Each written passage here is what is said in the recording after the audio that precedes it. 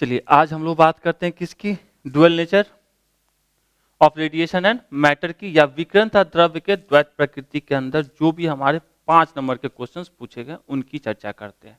Okay, easy questions पूछे गए अभी तक, कम पूछे गए हैं।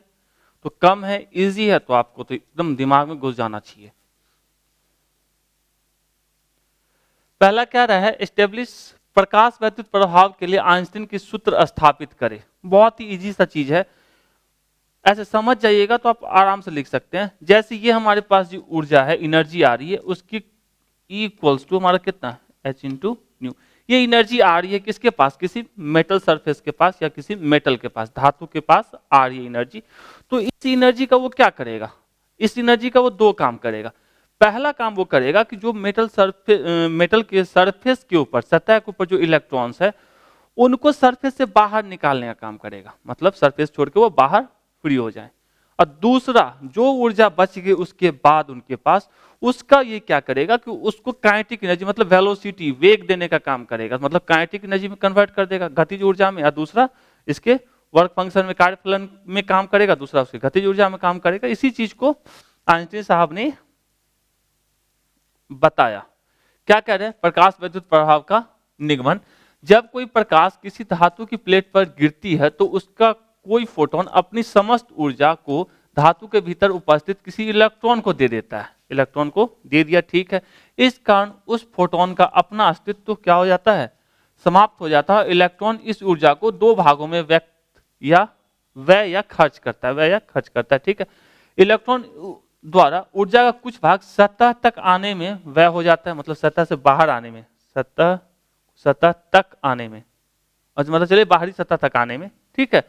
इसे इलेक्ट्रॉन का क्या कहते हैं, कार्य फलन कहते हैं। तथा बाकी शेष ऊर्जा इलेक्ट्रॉन को गतिज ऊर्जा के रूप में मिल जाती है, मतलब इलेक्ट्रॉन को वेग मिल जाता है। तो पहला हिस्सा किसमें, कार्य फलन में हमारा उपयोग किया, दूसरा किसके लिए, गतिज ऊर्जा के रूप में।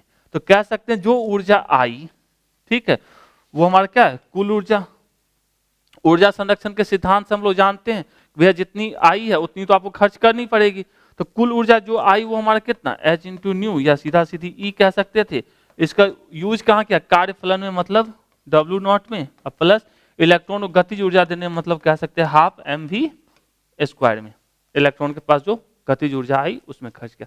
तो ये इन्होंने बोला और इसके हिसाब से ये चीज लिखे। तो आप फिगर समझ रहे हैं। तो एनर्जी आई, ये इलेक्ट्रॉन जो था सरफेस के पास वाला वो क्या हो गया, सरफेस से बाहर आ गया।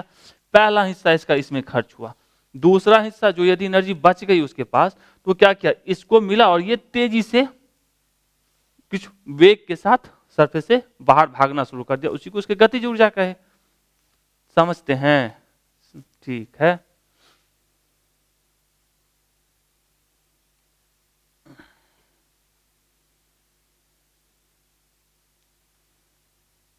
चलिए अब बात करते हैं जो हमने पीछे लिखा था, क्या, कुल ऊर्जा बराबर ऊर्जा संरक्षण के सिद्धांत के हिसाब से कुल ऊर्जा बराबर कार्यफलन प्लस इलेक्ट्रॉन की गतिज ऊर्जा। अब गतिज ऊर्जा को लिख सकते हैं के इंटू ई, काइनेटिक के इंटू काइनेटिक एनर्जी, ठीक है। जितना ज्यादा एनर्जी उसके पास बची रहेगी उतना ज्यादा उसके पास गतिज ऊर्जा होगा, इसलिए यहाँ मैक्सिमम लिखते हैं। और डब्ल्यू नॉट को किससे लिखते हैं, कार्यफलन को डब्ल्यू नॉट से। तो काइनेटिक एनर्जी मैक्सिमम को यदि हमको लिखना होगा तो इसको हम इस साइड उठा कर ले आए तो लिख सकते हैं हाफ mv मैक्स का स्क्वायर काइनेटिक एनर्जी के बराबर। और ये हमारा हो गया H इंटू न्यू, जो हमारे पास एनर्जी दी गई थी। ये जो एनर्जी इसको दी गई है लाइट के थ्रू, ओके, वो बराबर क्या हो जाएगा, H into new minus work function. और वर्क फंक्शन का हम लोग जानते हैं कार्यफलन का H इंटू न्यू नॉट, मतलब थ्रेशोल्ड फ्रीक्वेंसी के साथ। तो H minus H new not. अब दोनों में से H कॉमन ले लिए तो हमारा ये बच गया। यदि आवृत्ति के टर्म में लिखते हैं तो ऐसा लिखेंगे, यदि तरंग दैर्घ्य के टर्म में लिखते हैं तो हम लोग जानते हैं न्यू इक्वल्स टू क्या होता है, आवृत्ति बराबर c बट्टा तरंग की लंबाई। तो c के टर्म में भी तरंग लंबाई या वेवलेंथ के टर्म में लिखते हैं तो इतना लिखा जा सकता है। तो इसी को क्या बोला जाता है, इस समीकरण को आइंस्टीन का प्रकाश विद्युत प्रभाव समीकरण कहते हैं। कितना आसान सा चीज है, मतलब कहना इसमें सिर्फ एक ही लाइन याद रखना है कि भैया जितना आया वो दो भाग में बांट गया। पहला हमारा उसको इलेक्ट्रॉन को सरफेस तक लाने में, जिसको उसका क्या कहते हैं, कार्यफलन कहते हैं। और दूसरा उसको गतिज ऊर्जा देने में, उसी को लिख देना है। इजी है, ध्यान में रखिए।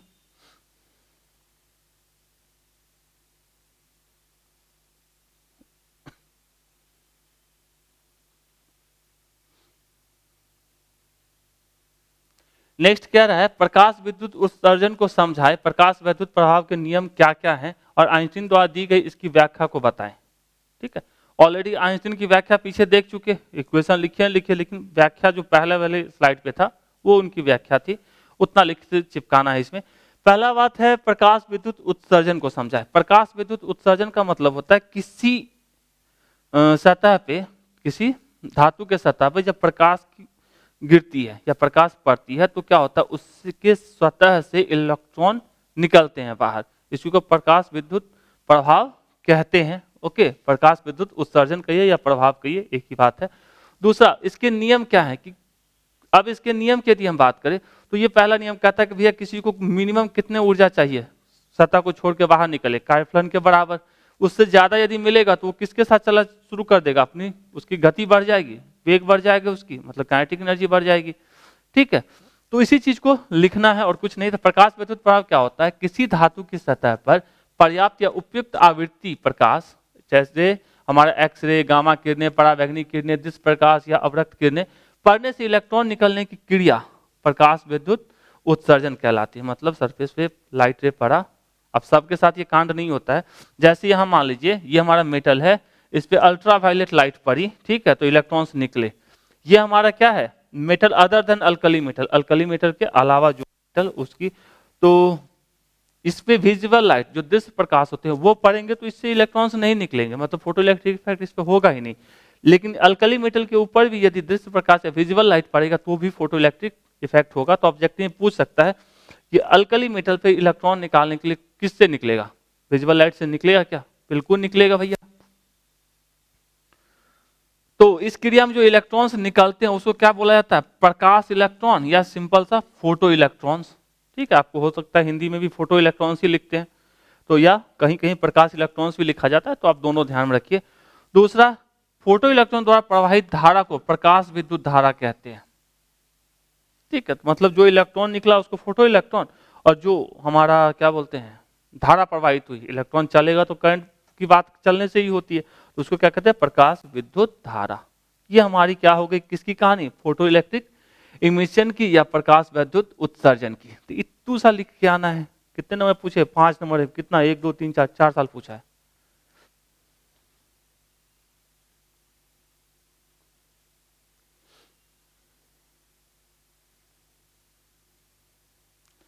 नेक्स्ट, अब इसकी कुछ क्या है नियम की बात करें तो क्या कहता है, किसी दिए गए पदार्थ के लिए आपतित प्रकाश की आवृत्ति का एक न्यूनतम मान होना चाहिए। आपको भी पता है होना चाहिए, जिसे हम लोग क्या कहते हैं, देहली आवृत्ति कहा जाता है, जिसके नीचे कोई फोटो इलेक्ट्रॉन उत्सर्जित नहीं होगा। मतलब इसी को इंग्लिश में थ्रेशोल्ड फ्रीक्वेंसी कहते हैं और हिंदी में क्या कहते हैं, देहली आवृत्ति। इसके नीचे का यदि कोई प्रकाश वेवलेंथ मतलब फ्रीक्वेंसी वाला नीचे इसे, मतलब देहली आवृत्ति से नीचे का यदि कोई लाइट रे जिसकी आवृत्ति क्या हो, देहली आवृत्ति से नीचे होगी, यदि वो गिरेगा तो क्या होगा, इलेक्ट्रॉन्स नहीं निकलेंगे। दूसरा, प्रति सेकंड उत्सर्जित फोटो इलेक्ट्रॉन्स की संख्या घटना संख्या यानी फोटो इलेक्ट्रिक करंट प्रकाश की तीव्रता के सीधे अनुपाती होता है। घटना हटाइए, ठीक है, प्रति सेकंड उत्सर्जित फोटो इलेक्ट्रॉन की संख्या प्रकाश की तीव्रता के सीधे अनुपाती होता है, बशर्ते आवृत्ति थ्रेशोल्ड आवृत्ति, इंग्लिश कोई हिंदी में, ठीक है, थ्रेशोल्ड आवृत्ति या सिंपल सा किसके, देहली आवृत्ति से ऊपर हो। मतलब ये कह रहा है कि सबसे पहले जो लाइट रे आएगी, ठीक है, उसकी जो आवृत्ति होनी चाहिए वो क्या होनी चाहिए, थ्रेशोल्ड फ्रीक्वेंसी, या कह सकते हैं देहली आवृत्ति जो है हमारा उससे ऊपर यदि होता है तो इलेक्ट्रॉन कितने ज्यादा निकलेंगे वो उनकी प्रकाश की तीव्रता पर निर्भर करता है। तो ज्यादा इलेक्ट्रॉन चाहिए, तीव्रता ज्यादा होगी, इलेक्ट्रॉन ज्यादा निकलेंगे। लेकिन मिनिमम रिक्वायरमेंट क्या है कि उसका थ्रेशोल्ड फ्रीक्वेंसी के बराबर उस लाइट की फ्रीक्वेंसी होनी चाहिए, मिनिमम। इंटेंसिटी बात की कहानी, इलेक्ट्रॉन निकलेगा ही नहीं तो कितना भी तीव्रता बढ़ा दो उससे क्या फर्क पड़ता है, बंदा जल जाएगा वो मंजूर है, लेकिन बात नहीं सुनने वाला है कि हम तुम्हारा सरफेस छोड़ कर निकल जाए। चलिए नेक्स्ट क्या रहा है, फोटो इलेक्ट्रॉन की अधिकतम गतिज ऊर्जा आवृत्ति के सीधे अनुपाती होती है, बशर्ते आवृत्ति देहली आवृत्ति से ऊपर हो। तो जो फोटो इलेक्ट्रॉन की अधिकतम गतिज ऊर्जा मैक्सिमम काइनेटिक एनर्जी होगी वो किसके ऊपर निर्भर करती है, आवृत्ति के सीधे अनुपाती होती है। लेकिन आवृत्ति कैसी होनी चाहिए, देहली आवृत्ति से ऊपर होगी तो ही, उससे नीचे में तो कुछ सुनने वाला ही नहीं है। नेक्स्ट हमारा फोटो इलेक्ट्रॉन की अधिकतम गतिज ऊर्जा आपतित प्रकाश की तीव्रता पर निर्भर नहीं करती। अब देखिए, तीव्रता पर निर्भर नहीं करती का मतलब क्या है? जब तक उसकी थ्रेशोल्ड फ्रीक्वेंसी के बराबर फ्रीक्वेंसी नहीं मिलेगी तब तक उसकी तीव्रता कितनी बढ़ा दी कोई फर्क नहीं पड़ता है। ओके। प्रकाश विद्युत उत्सर्जन की प्रक्रिया तात्क्षणिक होती है। तात्क्षणिक का मतलब क्या? जो ही लाइट गिरा इलेक्ट्रॉन निकलना शुरू, यदि निकल सकता है तो। ठीक है, तो तात्क्षणिक का मतलब 1 to 1 फंक्शन है, मतलब आया फोटोन इलेक्ट्रॉन निकल गया, आया फोटोन इलेक्ट्रॉन निकल गया। तो ये क्या हो गए? इसके उत्सर्जन के नियम हो गए। उम्मीद है थोड़ा थोड़ा सा समझे होंगे।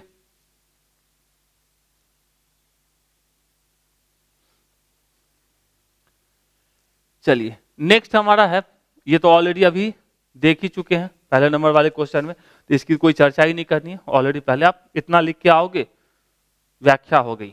लेकिन आगे भी लिखना चाहेंगे जो पहले वाले में लिखे हैं ये वाला, तो और अच्छे से व्याख्या हो गई। ठीक है,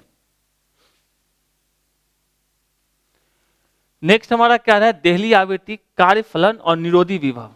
देहली आवृत्ति, कार्यफलन और निरोधी विभव को परिभाषित कीजिए। क्या करना है? देहली आवृत्ति क्या होता है? वो मिनिमम आवृत्ति जिस पे इलेक्ट्रॉन्स किसी सरफेस से बाहर निकल सके। ठीक है, उसको देहली आवृत्ति कहते हैं। कार्यफलन क्या होता है? मिनिमम ऊर्जा।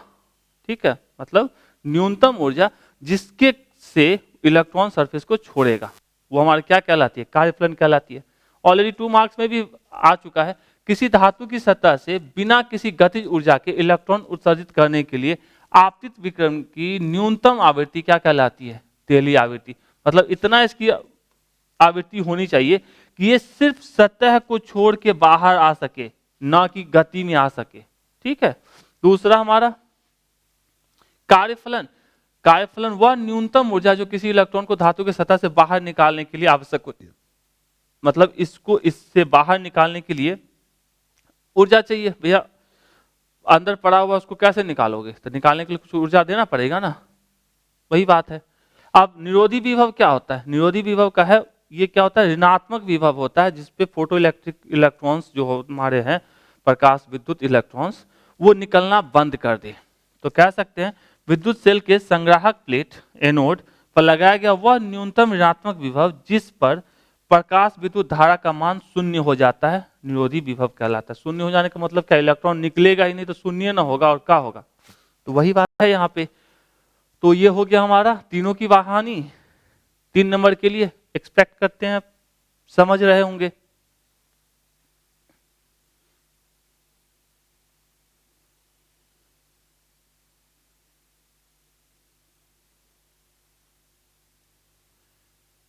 नेक्स्ट न्यूमेरिकल है, 2011 में 5 नंबर ने पूछा है। आसान है, समझने की कोशिश करेंगे, समझ जाते हैं तो बल्ले बल्ले, नहीं कैसे समझेंगे? आसान सा है, समझेंगे। चलिए क्या कह रहा है? यदि किसी धातु का कार्यफलन मतलब work function W naught equals to कितना दे के रखा है? 2.14 इलेक्ट्रॉन वोल्ट। ठीक है, तो परिकलन कीजिए। क्या कीजिए? परिकलन। देहली आवृत्ति मतलब आपको बताना है क्या?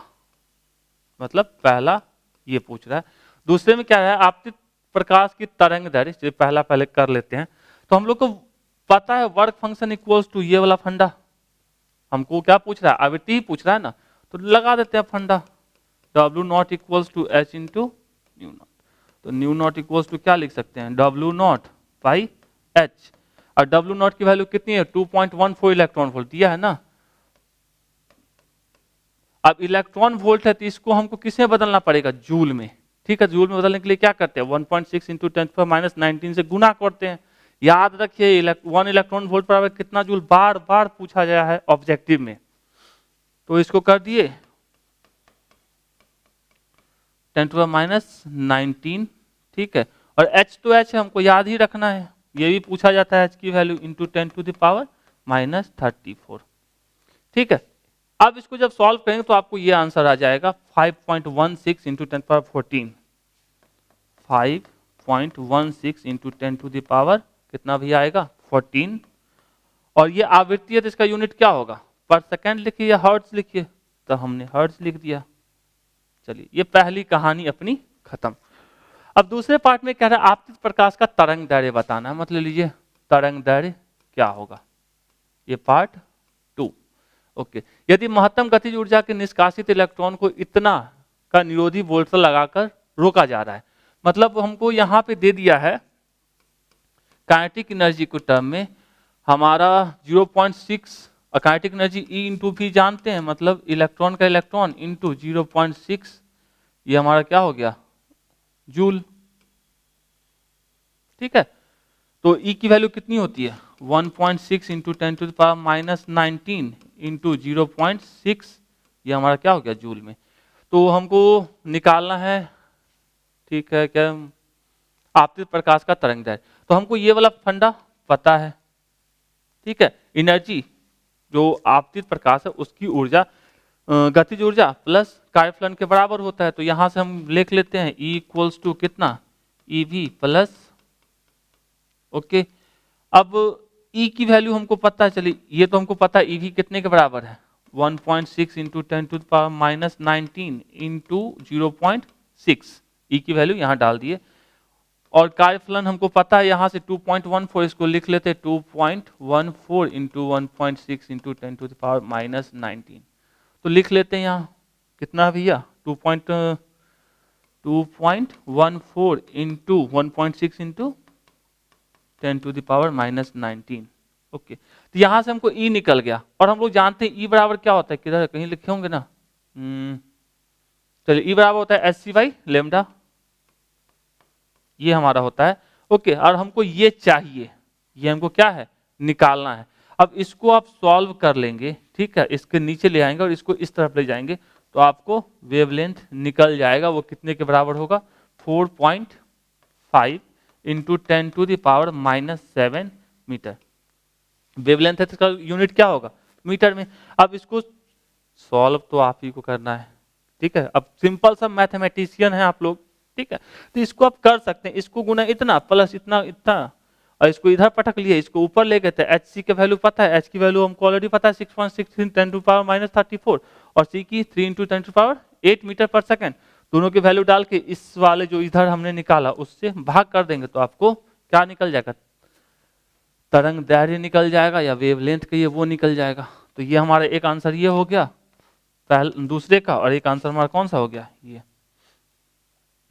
आसान है, थोड़ा सा समझने की बात है, चलिए अच्छी बात है।